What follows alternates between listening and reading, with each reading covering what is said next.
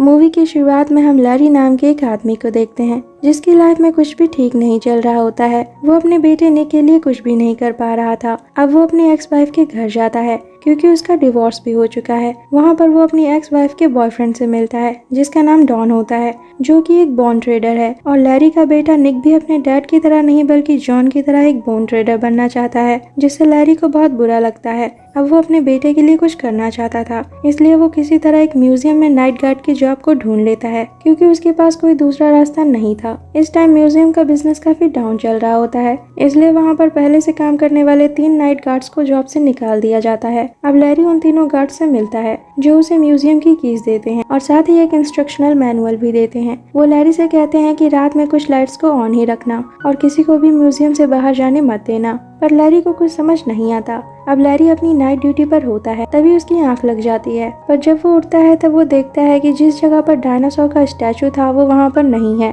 तब लैरी को काफी अजीब लगता है और वो थोड़ा आगे बढ़ता है तो उसे वही डायनासोर आगे पानी पीते दिखता है। उसे देखकर लैरी शॉक्ड हो जाता है और वहाँ से भागने लगता है। तब वो डायनासोर उसका पीछा करने लगता है, पर तभी लैरी को पता चलता है कि वो डायनासोर उसके साथ खेलना चाहता है। अब लैरी देखता है कि उस म्यूजियम की हर चीज जिंदा हो गई थी। तब लैरी उसी मैनुअल को पढ़ने लगता है, जिससे उसे पता चलता है कि इस म्यूजियम की हर चीज को उसकी अपनी जगह पर ही रहने देना है और एनिमल्स को बंद करके ही रखना है। और यहाँ पर एक कैपुचिन मंकी है जिसका नाम डेक्स्टर है और वो बहुत शरारती है, तो उसे उससे बच के रहना है। अब लैरी जल्दी से सभी एनिमल्स को देखने जाता है और वो देखता है कि सभी एनिमल्स खुले घूम रहे थे। तब लैरी उन्हें बंद करने लगता है, पर तभी डेक्स्टर उसकी कीज चुरा लेता है। तब लैरी उससे कीज मांगता है, तब डेक्स्टर उसे काट लेता है, पर लैरी को कीज मिल जाती हैं। अब लैरी देखता है कि म्यूजियम की हर एक चीज जिंदा हो गई थी। वहाँ पर हिस्ट्री के कई लोग थे, जिनमें अटीला द हंस, हिस्ट्री वॉर सोल्जर्स और बहुत सारे मिनीचर्स जिनके लीडर्स का नाम जड और ऑक्टेवियन होता है, वो हमेशा आपस में लड़ते रहते हैं। यहाँ पर एक औरत भी होती है जिसका नाम सेकेटवेया होता है।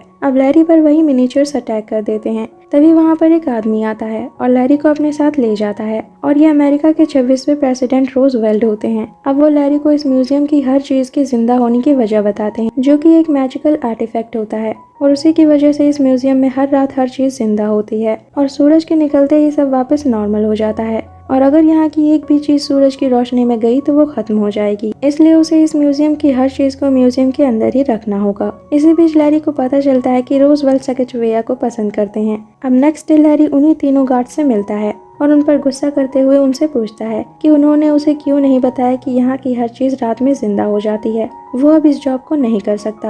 ये कहकर वो म्यूजियम से बाहर आ जाता है, लेकिन उसे बाहर डॉन और उसका बेटा निक मिलते हैं, जो उसे उसकी जॉब के लिए कॉन्ग्रेचुलेट करते हैं। तब लैरी वापस अपनी जॉब पर चला जाता है और अब लैरी उस म्यूजियम की हर चीज की हिस्ट्री को पढ़ता है। अब लैरी फिर से अपनी नाइट जॉब पर जाता है और अब वो पूरी तैयारी के साथ जाता है और हर चीज को काफी अच्छे से कंट्रोल करता है। लेकिन तभी डेक्स्टर फिर से उसकी कीज चुरा लेता है और हर चीज को आजाद कर देता है। वो म्यूजियम की एक विंडो को भी खोल देता है। अब लैरी देखता है कि म्यूजियम में हर कोई आपस में लड़ रहा होता है। तब लैरी उन्हें रोकने की कोशिश करता है, पर वो उसकी बात नहीं सुनते। अब लैरी डेक्स्टर से कीज वापस ले लेता है। तभी वो उस खुली विंडो को देखता है। वो देखता है कि उससे एक आदिमानव बाहर निकल गया है। अब लैरी भागकर उसे लेने जाता है, लेकिन तब तक सूरज निकल आता है और वो आदिमानव धूल बन जाता है। अब नेक्स्ट डे म्यूजियम की हालत देखकर म्यूजियम का मैनेजर लैरी को उसकी जॉब से निकाल देता है, पर उस टाइम लैरी का बेटा और उसके दोस्त म्यूजियम के अंदर होते हैं और निक ये सब देख लेता है, जिससे उसे बहुत बुरा लगता है। पर लैरी अपने मैनेजर को किसी तरह मना लेता है और अपनी जॉब को बचा लेता है।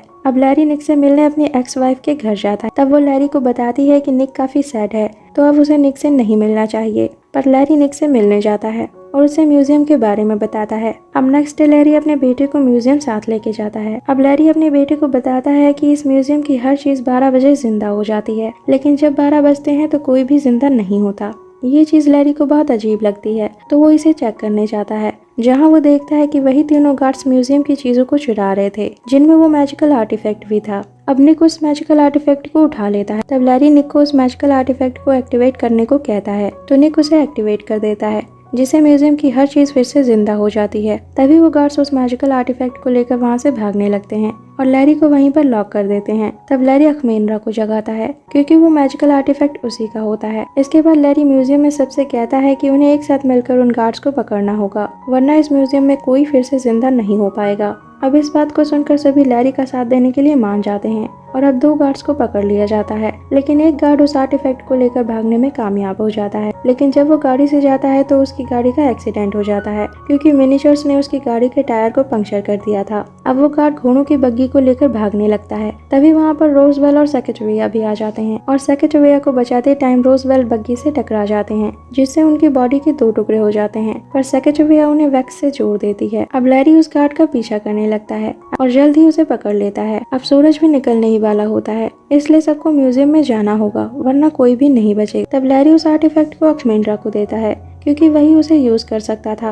अब अक्मेंड्रा उस आर्टिफैक्ट की हेल्प से सबको म्यूजियम में वापस भेज देता है और सूरज निकलने से पहले सबके सब वापस म्यूजियम में आ जाते हैं। अब नेक्स्ट डे म्यूजियम का मैनेजर लैरी को उसकी जॉब से निकाल देता है, लेकिन तभी वो देखता है कि म्यूजियम में पहले से बहुत ज्यादा भीड़ होती है और ये सब लैरी की वजह से ही होता है, इसलिए मैनेजर लैरी की जॉब उसे वापस कर देता है। और अब म्यूजियम में हर रात हर कोई साथ में खुश रहता है और सभी काफी एंजॉय करते हैं। और अब निक भी अपने डैड को अपना आइडल मानता है और इसी के साथ ये मूवी यहीं पर एंड हो जाती है। मूवी एक्सप्लेनेशन अच्छी लगी हो तो like and share it and don't forget to subscribe my channel and thanks for watching.